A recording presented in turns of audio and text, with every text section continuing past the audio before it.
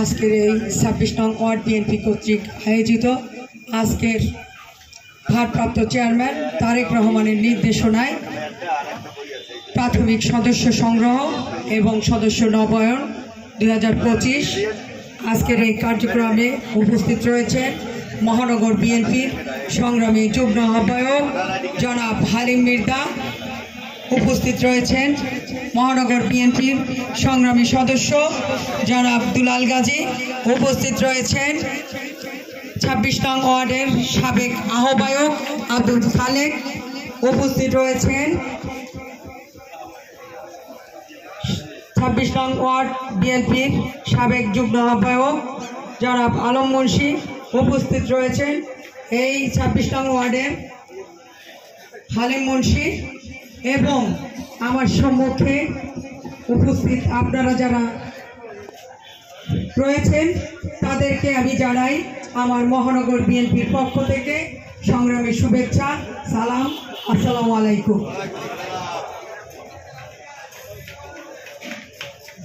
সংগ্রামী উপস্থিতি, আজকে আমরা আপনাদের সামনে উপস্থিত হয়েছি নতুন সদস্য এবং নবায়ন সদস্য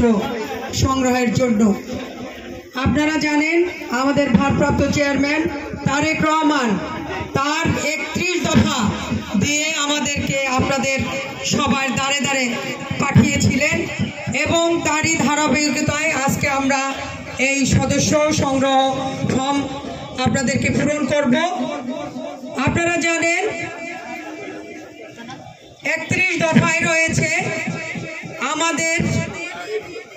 যে বিভিন্ন রকমের সুযোগ সুবিধা কৃষিক্ষেত্রে এবং প্রতিটা ফ্যামিলিতে একজন মহিলা ফ্যামিলি কার্ড পাবে, বেকার ভাতা, বৃদ্ধ ভাতা, বিধবা ভাতা, সব কিছু রয়েছে এই 31 দফায়। আপনারা যদি আমাদের জাতীয়তাবাদী দলকে আগামী দিনে ক্ষমতায় নিয়ে আসেন, আমাদের দেশনেত্রীকে তার হাতকে যদি শক্তিশালী করেন, তাহলে আগামী দিনে আজকে যে কার্ডটি পূরণ করেছেন আপনাদের জন্য অনেক সুযোগ সুবিধা এখানে থাকবে। তাই বলতে চাই আপনারা এই সদস্য প্রাথমিক সদস্য ফর্ম পূরণ করবেন এবং যারা ওই আমি গ্রামী নির্বাচন, ওই কুত্তা লীগের নির্বাচন থেকে বয়কট করেছেন, যারা ওই নির্বাচনে অংশগ্রহণ করেননি তারা নবায়ন ফর্ম পূরণ করতে পারবেন। আপনাদেরকে আরেকটি কথা বলতে চাই, দীর্ঘ 17 বছর এই ফ্যাসিস্ট আওয়ামী বাহিনী আপনাদের সবাই, আমরা যারা ছিলাম তারা সবাই নির্যাতিত হয়েছি, মামলা খেয়েছি, হামলার শিকার হয়েছি,